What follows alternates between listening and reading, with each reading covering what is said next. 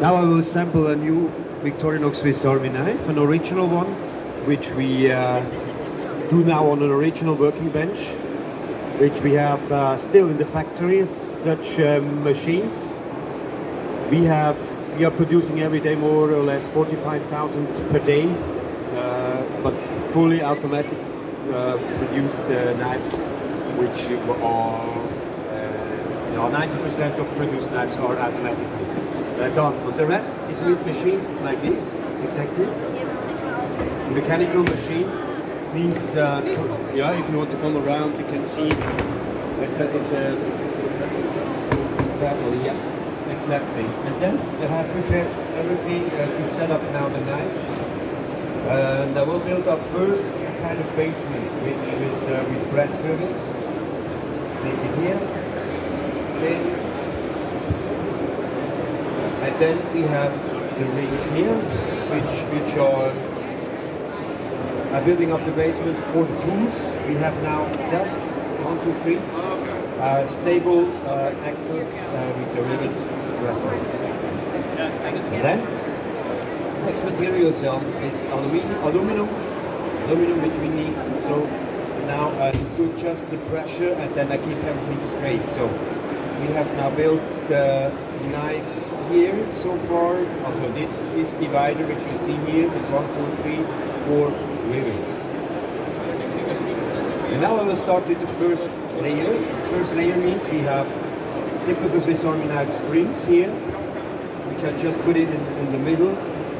And then I will add the first working tool. Who has Victorinox Swiss Army knives at home?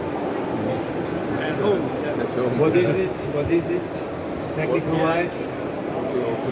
Can opener. Yeah, because I know they look quite similar. So, Okay. but you know, but knows it. Yeah, But this is a for the can can. and the small little screwdriver on top. Good. Just to be precise that we're using it right. Then we have a reamer and a punch here for making holes through leather belts. And this hole here in the middle, this is to stitch two parts together, if necessary. As a kind of SOS action here. This is the middle one. And just lay that over. And then the big screw. And here three functions. Who knows that 3 functions? Also screwdriver. Yeah. Bottle opener. Bottle opener. And the small one is... This one here. Now it's hard. You see that? I don't know. Okay. I will explain. It's 3 functions, not just 2.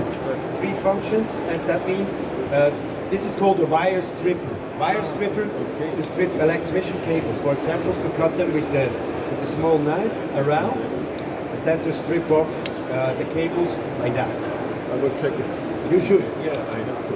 Oh, of course. Never You did it have. before. If Never you did have it before. a picture on the wall Yeah. with a nail, you can even take the nail and Yeah, take that's the nail. Yeah. Fantasy, huh? But officially, it's a wire strip. Okay. Yes. So now I will put on that over this rivet. Now everything is on the same on the right rivet.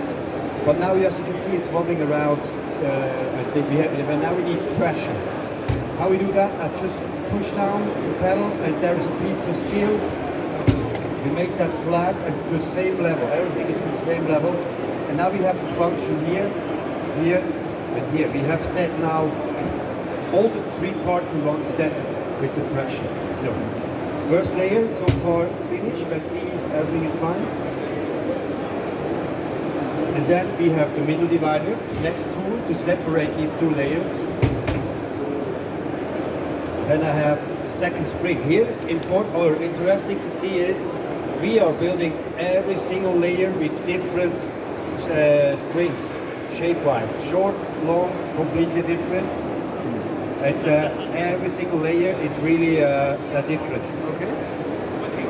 So, and then we have the big knife. In this case, I take the screwdriver and the washer, the spacer, which we have here, and a small knife on top. Together we have exactly the same level, because this is a big knife, small knife, together. Now we are we are good because we said level. Push down, and then I just push back, past the spring. Make that on the same level, and again we have to pressure on. Theoretically we can go on, but now we are doing the finish with the back side of the knife body with this aluminum divider, the last one. I just put on the rings, and then we have set first part, the knife assembly part is finished. The good thing is the knife is working now 100% because we have set the pressure. So we hear now this click, we have this really good movements of the tools and with the power of the pressure on the tools. And now I move here to this side. I have to do now. The second part is to riveting. First I will cut the rivets. I shorten them to 2 layers because we have produced now 2 layers, not 3 layers, which is possible with this size of rivets. And now I will do the heads with the hammer. In the factory we are doing that, of course, even if handmade, we do this part and with machines as well. But here I don't have the machine, so I do it really traditionally, just with the hammer. Okay, and this press is really good to handle. You can see important is to be really straight and not too hard.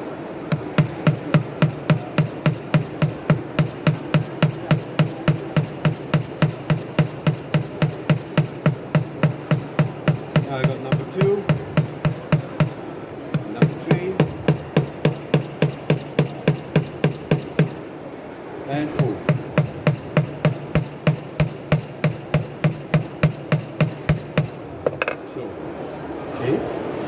Good thing is, a good note is it doesn't fall apart anymore, but I don't know, is it really right already? Is it already good? Or do we need some adjustments? Before I open the knife, I put in oil. In this positions, 1, 2, 3, 4, 5, and 6, just a little bit oil. If you got knives at home which are not running very well, again, you can 2 solutions, 2 brush with a kind of teeth brush, old teeth brush or something, which is completely cheap to clean the knife as good as you can. Lay it overnight in a little bit of soap water, let it dry, and then oiling, and then you will see it will be a new knife. Huh? And then what I'm checking now is I go out with the blades. Important is good built knives with good quality parts, high quality parts. They are really stable between the sides, between the dividers. There is no movement to this side. Right? That's important. It has to stay really compact. And then we have here the parts which we now will test. Also important is that the tools, you can hear, they go in alone. They go in alone. Here I have to adjust a little bit to the opposite. So, high quality springs definitely do have this quality that the parts, they're going in alone. I don't have to push the tool like that. So, here, if you have a finger here, it's not a good idea, then you have to use the, you know. Yeah, it happens, it really happens. But then you know, hey, there is, and you hear it. It's really a good movement of the tools, and you hear the sound loud and clear. Then we add some plastics, so scales, which we are producing as well in our factory, flexible. And then we have here the 1, 2, 3 front side. I just setting on them, and the same here, 1, 2, 3. All what I have to do now is we go in the lines, press them together. There is no room between the knife and the scales, so that's all. And this is a one-time thing with the scale. grabs over the rivets and then it's holding. If you remove, you can remove really easy the scales, not a problem. But then you have to use a new one because it's worn out then and it would not hold anymore really proper on the knife. So the final steps are the spares.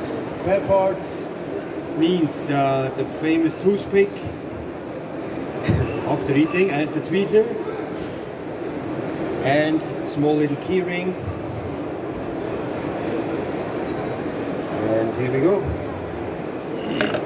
That's the way how it works, how the system is inside, and that's Swiss Army knife. Fantastic, yeah. Thank you. Bravo. Thank you. Bravo. Thank you for listening.